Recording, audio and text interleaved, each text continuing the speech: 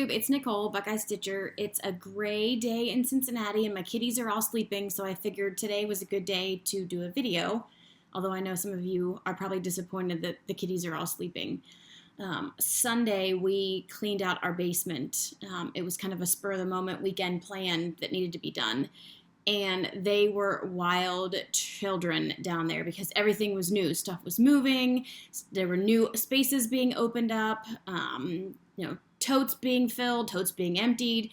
They played for hours, and finally, at about 7 o'clock, finally started falling asleep. It was like little boys who played outside all day. They finally started falling asleep. So they slept most of Sunday night, but now, we're 3 days later, and they're just wild for hours, and then they all crash out at the same time. So you might see somebody, now that I'm talking to myself, somebody may get up and make an appearance, but they're all sacked out in various places. Mama's taking a bath. She's about to go to bed too, I think, soon. So let's get to some stitching. I have some StitchCon stuff I'll put at the end, and I have some Ireland vacation stuff I'll put at the end. I don't know that I have a whole lot of stitching stuff. I made some progress on my hedgehogs. I'm supposed to have this done by the time Gerald finishes Henry, his big full coverage. He thinks he's going to finish that in June. This is maybe halfway. Okay, let me take that back. So from here to here is all the length of it. I think there's like 3 more rows, but I don't get to it till over here. This part is just about halfway through the width of it. So we'll see. I thought for sure I could get it done by June, but I don't think it's going to happen. And Dina, half stitch, cross stitch, mentioned in hers that she was competing, and the one that she was going to finish is already done. So of course it got done. I should send my hedgehogs to Dina and have her finish it. This is my 'Tis the Season. I have made pretty great progress. I have all the words at the bottom done. I did the English, not the French, so 'tis the season to be jolly. I just have a few more leaves to do here, and then some snowflakes and some of these Quaker snowflakes at the top, and a couple more berries, and I'm done.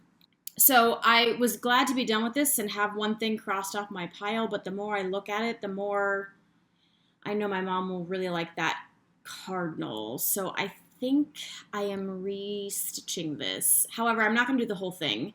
I am probably only going to restitch it to... There's no way to do this unless I take it out of the Q-strap. I'm going to do this, the cardinal, and maybe like past here, enough to just get 'Tis the Season in, I think, and finish it off. I'm not going to stitch the whole thing for my mom if I do stitch it again for her. She made a comment at Christmas, if I ever stitch anything for spring or Easter, was that at Christmas? I don't know when she said it.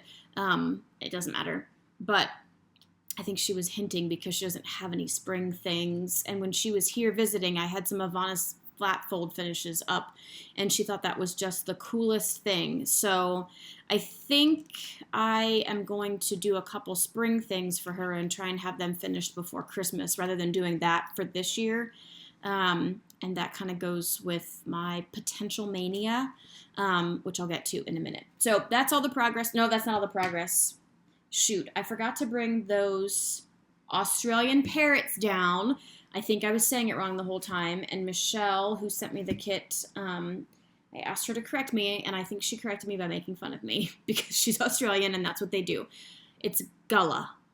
Gullah. Gullah. I don't know what it is. Anyways, I made a little bit of progress on that in the plane. I'm not really a plane stitcher, I have found out. I'm more of a airplane reader. So I have a body done in one of the parrots, but that's all.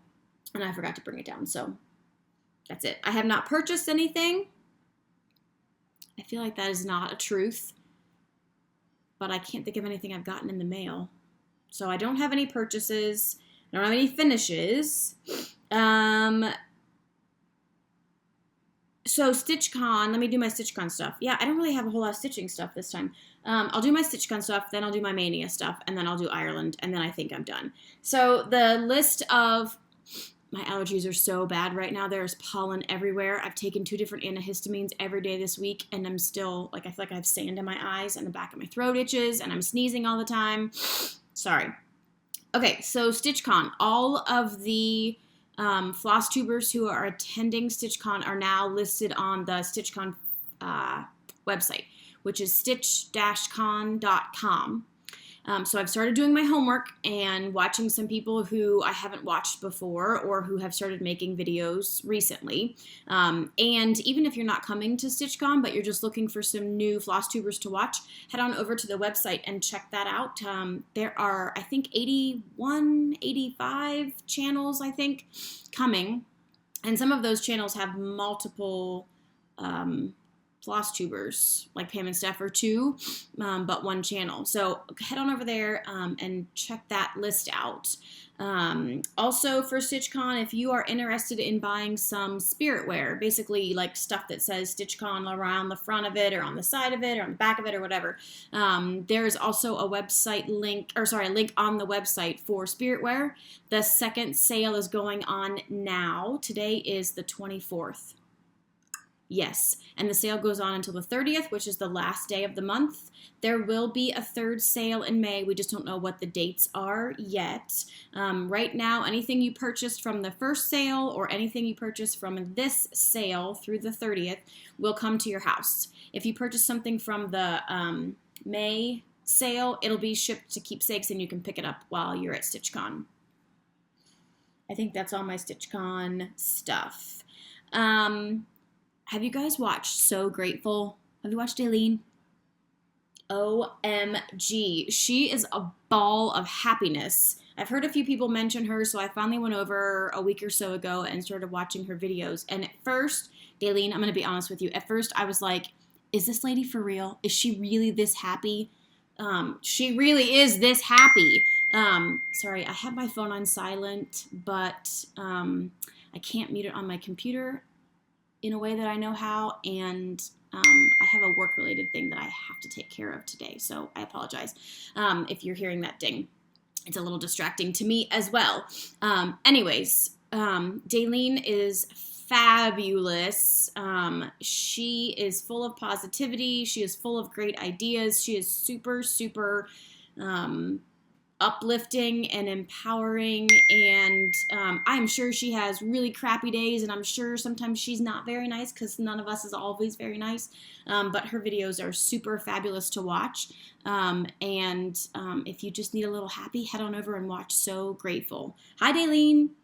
I also want to say hi to Hillary at Rustic Threads. I want to say hi to Lana at Till the Last Stitch. I hope you're feeling well and getting out in the sun.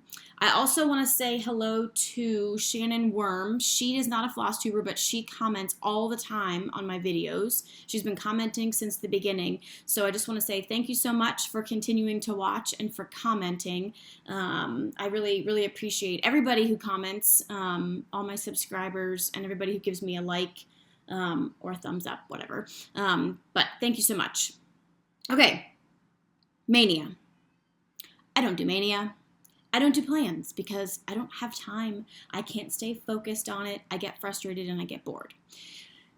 I have been hearing people talk about Mania and showing what they're going to do, and so I started thinking, well, maybe I could do it. I don't have to do 19, but I could try to do 19. I certainly have enough stuff to kit up 19, and I don't have to kit them all up, but just enough to get started.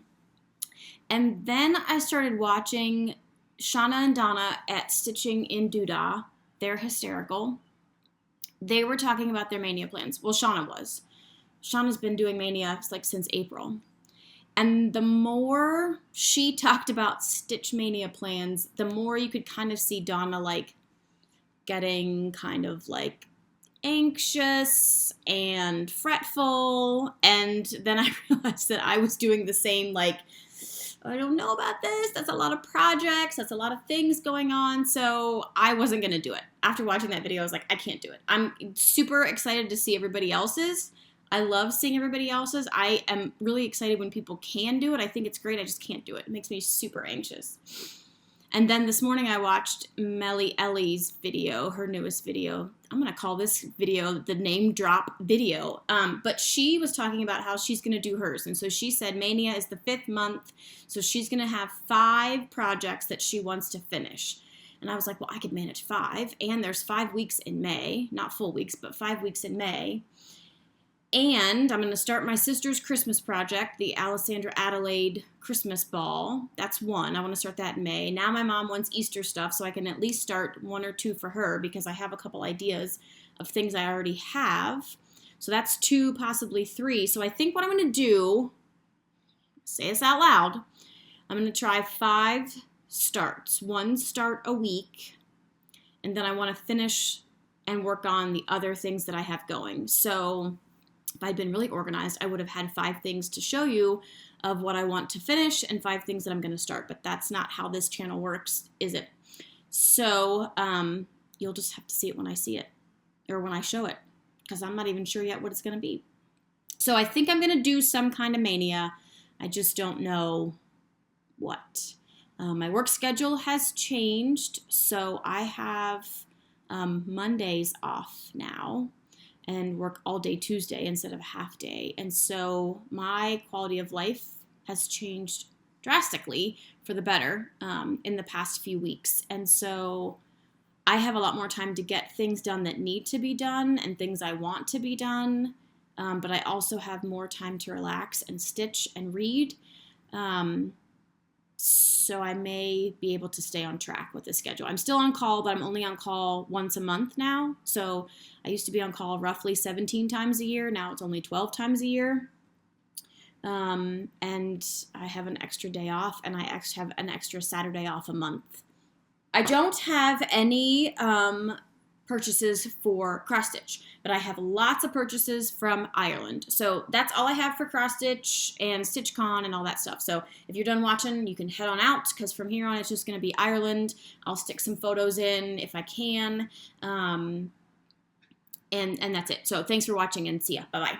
So my sister and Brian and my sister's husband Dan went to Ireland at the end of March for a week. We had a fabulous time. It was freezing cold. If you're going to go to Ireland, go. So we got a good deal on our package, which is why it was a good deal, because it was at the end of March, which is not technically the tourist season, but it was also still pretty chilly. The Irish thought it was pretty warm because it was to them, but we were pretty cold. Everybody said take layers because the weather changes so much. I never really wore any layers. I wore warm stuff the whole time. But anyways, we still had a great time. If I were going to go again, I would go like a month later, the end of May. Again, it's going to be more touristy and more crowded, but there were some really, really windy, cold days. We rented cars and drove around most of the southern part of the island, which was crazy. Like the first 2 days, we were so stressed out because the cars are tiny and the roads are tiny, and they drive on the opposite side of the road, and these crazy little windy roads with like short stone walls on one side and a car passing you on the other side are super hilly, and the speed limit is 100 kilometers per hour in some spots, which is like 62 miles an hour. It's not even possible to go that fast. I don't even know why that speed limit is posted. But I'm glad we drove, because we would not have seen all the things that we saw if we had been on a tour bus or on a train, because a lot of our driving from place to place took us through little tiny villages that weren't necessarily in the tour book, through some really pretty, farm property. There's sheep everywhere. Wool is their major export, so there's sheep everywhere. There's cattle everywhere. One thing I found really funny is that all their cattle is mixed together. In the States, we just keep all of our cattle like, dairy cow A here, dairy cow B here. These were like A, B, C, D, all these cows mixed together, but I don't know. I don't know that kind of stuff anymore. I forgot all my cow and sheep and goat breeds. So my sister wanted to know what kind of sheep they had when we were passing, and I would say most of them were merino, because that's what they make all their clothing out of, is merino wool, but I don't know what the others were. Suffolk, maybe? I don't know. Anyways, so I bought this little postcard, mostly just to kind of have a cute little map, but I'm going to use it as a bookmark too. So this is the island of Ireland, and Northern Ireland, which is a separate country, is mostly here. So we drove all of this in 7 days. So we landed in Dublin, and then we drove down and stayed in Wexford, and then we drove over here and stayed in Adair, and then we drove here and went to Dingle, and up here through Galway to another W city that I can't remember right now. And then we drove back over this way to Wicklow. That was fun over there. That was kind of an unexpected fun. Basically, we stayed like 2 nights in every hotel. The package we bought had the hotels already picked and booked and the rental car paid for. But what you did between point A and Hotel 1 was up to you. So my sister did a really good job of finding things that we wanted to see, or tourist things that you should see between each point, so that we had day trips in between. And we saw quite a bit. One of the things that we saw were the Cliffs of Moher. I'll put a picture in right here.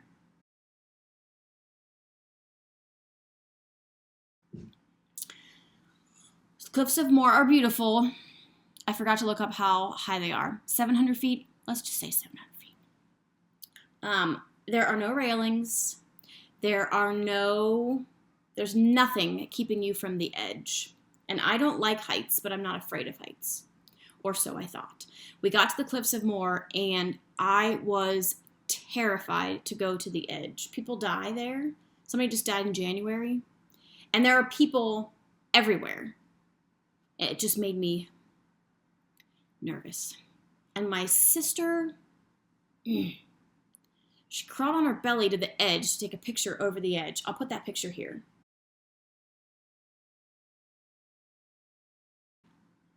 And she wasn't doing anything to be unsafe. I just wanted my little sister to come away from the edge and to get in the car and go home. One of the things that we went to was Rock of Cashel. Actually, they pronounce it Cashel. Everybody there pronounced that city/area Cashel. We pronounce it Cashel Linen, but they don't say it that way. Anyways, Rock of Cashel is a ruin of a church that was started in the 1100s, and I believe it was completed in the 1300s. I'll insert a picture here. It's huge. The majority of what you can walk through is the actual church. There was a home, I guess you could call it, attached to it, a castle, but that part is kind of crumbling and not safe, so we couldn't go into that part, but it is attached. Most of the ruins that we came across, I mean, you'll just be driving through these little towns and you come across a church ruin. Most of them don't have anything in them because nothing survived but the outside structure. This one had a few things inside that you could tell, like, where the altar probably was, and some memorials on the ground. I don't know if people were actually buried under there, if they were just memorials, but there is a cemetery outside, and as you're walking around, we looked at some of the monuments, and there were recent burials, like 80s and 90s, and we asked the tour person, are people actually buried here, or are these just, memorials to somebody? And he said, no, people that are related to the original owner of the castle/church are still being buried here. What? 800 years later. It was pretty cool. We saw another little church. We were just driving from one point to another and getting ready to go to dinner, and I said, oh, pull over, pull over. And luckily there was no traffic coming at us, so Brian pulled over into this little side, I guess it could be the entrance to the church, because the church is used one Sunday a month for mass, and there was a there was a little cemetery. I started calling Ireland the tour at your own risk country, because I feel like everything wants to kill you. Cliffs of Moher wants to kill you. The roads want to kill you. The cars want to kill you. The drivers want to kill you. There were, at Rock of Cashel, there were crows flying everywhere. We know how I feel about birds. I like to look at them. I don't want them swarming around my head. It just kind of, as the sun was going away, the sun was still out, but kind of setting. These birds were swarming around the ruins. It was kind of did you guys see the movie The Birds? Yeah. I was done. What else did we see? We went to this old town in Kilkenny, where there were all these little shops down this little road, and there were little alleys that connected one road to another, so you could just go through this little stone alley or brick alley to get to the next road. My sister wanted to go to this bar that was built in the 1300s and owned by a woman for a drink, and I was like, it's 1 o'clock, I don't want to drink, I'm going to go to the bookstore over on the next road because I wanted to see if I could find any of Maeve Binchy's books because they have different covers in the UK, and I didn't find any there. They had a couple, but I already have all of her books, and the covers weren't that interesting to me, worth buying it again. But on the way back to the bar to meet up with them again in one of those little alleyways, I passed a used bookstore. So I popped in there just to see, what was in there. And I found this book. I don't believe it was ever published in the US. I paid €5 for it. It's a collection of articles from the Irish Times that Maeve wrote. So I was super excited about that. That's where I got this too. Super, super excited about that. Also in Kilkenny, I bought this picture. It's going to go there. It's painted on glass by Black Hen Designs. Oh, I'll take it out while we're talking. So there is a very big, what they call arts and crafts culture in Ireland, and it's not arts and crafts like what we think. It's more craftsmanship. So things like this, all the wool things that I bought, it's a huge emphasis. It's just part of their culture. So you're still going to get a glare because of the glass. But this is actually painted onto the glass inside. This cute little gray little kitty watching his birds just reminded me of Gray Baby. My sister got a really cute one that's got some sheep and a herding dog, and there was something else in it. There were 4 little things. But anyways, we stopped when we were in Dingle, which is in County Kerry. They call it Ring of Kerry. The whole Ring of Kerry is this whole area right here. There's a huge craftsmanship culture there. And so they have, it's called the Craft Trail, and there are 3 main stores in that county, but you can also find little shops along the way that feature certain craftsmen. Instead of them each having their own store, they sell their things through a main store. And so I got this little ceramic birdhouse, freaking adorable. And I also bought my aunt is a knitter. I bought her some yarn there. It's from one of the few remaining original, what is the word I want to use? I sent a little book that describes it off to her. I just had a freak out moment that this wasn't recording. They are a 300-year-old yarn business. I don't know what that means. Like they must, shear and spin and all that, but it's one of the few original ones. So I did not find any linen. I talked to a woman who owned a shop about trying to find linen, and she said the only place you're going to find it now is in the secondhand shops. She said most of the linen was made in Northern Ireland, but then the British bought all the factories with the intent of shutting them down and relocating it. So she said no one really uses linen anymore. So it used to be really popular not only for clothes in Ireland, but for tablecloths and bed linens and placemats and those kind of things up until about the 70s. And she said it's just not cool anymore. So they don't sell it. I would see every once in a while, I would see a little linen specialty shop, but it was very high-end stuff. My poor sister went into a linen shop and asked the guy who was working there if they had any linen that her sister could cross stitch on, and he told her the only thing that he would be able to sell her was a pack of handkerchiefs. That would be the closest thing to what I was wanting. But he also told her to check out the secondhand shops, and I checked out 1 or 2, and I started thinking, if I do find old linen that was meant to be tablecloths and such, I'm not going to know what count it is, and it would have been fun, but I spent my money on other things, obviously. I did buy some wool things. I bought this fabulous scarf. Actually, the same place I bought that picture with the cat. I bought this fabulous scarf, and I was so glad I bought it that first day because I ended up needing it. Red's my favorite color. It's got these awesome buttons. And it's a infinity scarf. So I had this sucker wrapped around my neck the whole time, keeping me warm. It did a good job of keeping the wind out. I can do a better job at styling this when I'm not trying to do it in reverse on camera. What else? I also bought 2 sweaters because that's like the big thing. Go to Ireland, bring back a sweater. I must have been in a million sweater shops before I finally found this awesome cardigan that I can wear to work. And then I found this other one. Gerald, this is your goal. Once you finish that thing that you're making now for yourself, you need to make yourself this. Or make me one in red. It's a coat. It's not lined or anything, so you could still wear something underneath it and use it as a sweater. But it's a coat. It's so fabulous. It's got this cool neck. You're not going to be able to see it because of the tags. It's 100% merino wool, so I can't wash it, which is fine. But, yeah, you're not going to be able to see it. It's fabulous. I love it. And then at that same shop, Brian found these gloves. And when I decided I was going to get both sweaters, he was like, so you don't want the gloves? And I was like, yeah, I want the gloves. Just spend all the money. These fabulous fingerless gloves. How cool are they? Gerald, you could make those.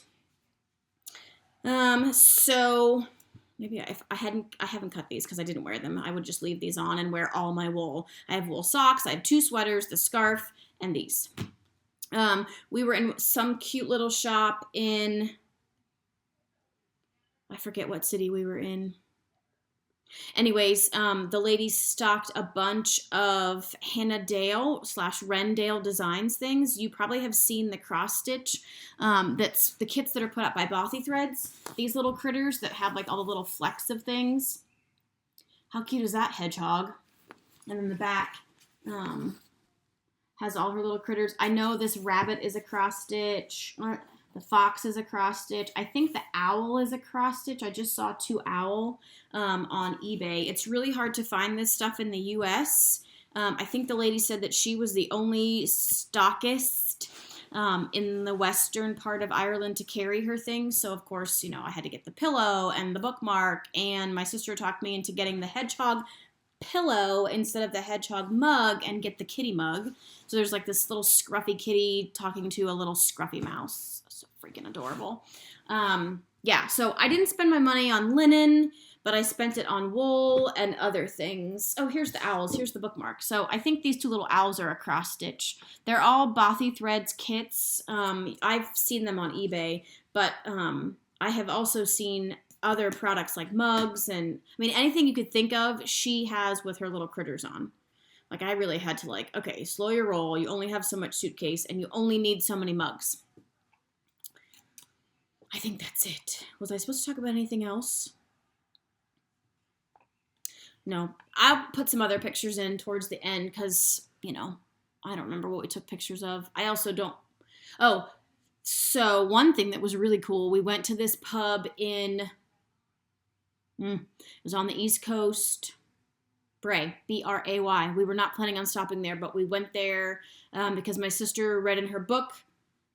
No, I don't even think it was in her book, she said. She read about this really cool old pub that Peter O'Toole's family used to own. So we stopped there, and it was this kind of dark, dank bar when you walk in that had this little tiny fireplace, and you walked through a door, and the bar was continuing through all these rooms, even though the rooms were separated by walls.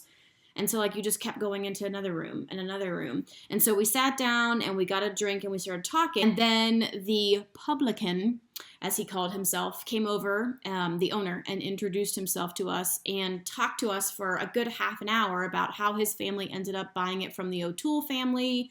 And it used to be 3 apartments, 2-story apartments that the fishermen lived in. And so when they bought it, they left a lot of the rooms as they were when they were apartments. So like one of the rooms we walked into looked like it was somebody's grandma's living room. There was this cute little fireplace going, and like the table had doilies on it, and oh my gosh, it was so stinking cute. And then you went upstairs and it was open. They had taken down the main walls, but it was open to just like multiple living spaces and a bar. A lot of the old pubs look like living rooms because they're places where people hang out. They're not just bars like we go to here. They're where like the families hang out, and where you go after work and hang out with your friends. So anyways, there was a cat that lived at this pub. His name's Raoul, and he's red. I saw him quickly. I did not get a picture of him. But if you were to ask me what my favorite thing about Ireland was, I would say the people and the culture. The people were super, super friendly, super talkative. I talked to this old guy in a bar one night. He explained the sport that we were watching on TV was called hurling. We had no idea what it was. He explained how you play, how you score. It's like this combination of rugby and baseball and football and soccer. The people are super friendly, super nice. They really appreciate everything. There was no waste, no plastic. Everything was glass and recycled. We never saw a billboard outside of Dublin. Never did we see like a cell phone tower or a billboard on somebody's farm property. It's super clean. The farms are clean. The highways are clean. They were just a very nice culture and very nice people. I enjoyed a lot of the touristy things that we saw and the really, really old things, but the people and the culture were my favorite thing. I think that's it. That was kind of a rambling mess. Sorry about that. I will try to intersperse some pictures in all this rambling so that you can, instead of looking at me with this goofy scarf on, you can see some of the sights that we saw. It was very pretty. It was greener than it was in Ohio when we left and when we came back, but it still was kind of muddy and brown. So if I were to go again, and I would go again, I would go later in the year. That's my recommendation. Okay, Flosstube, that is it. Thanks to everybody for sticking to the end. Thanks for the thumbs up and the likes. Thank you for watching and leaving a comment. If you have any questions, let me know. I don't know what you'd have a question about. I didn't really show anything. Hopefully I will have some more progress. No, I will have progress. I will have starts and I will have finishes by the next time you see me. Okay? Happy April. And if you are doing Mania, good luck to you. Bye.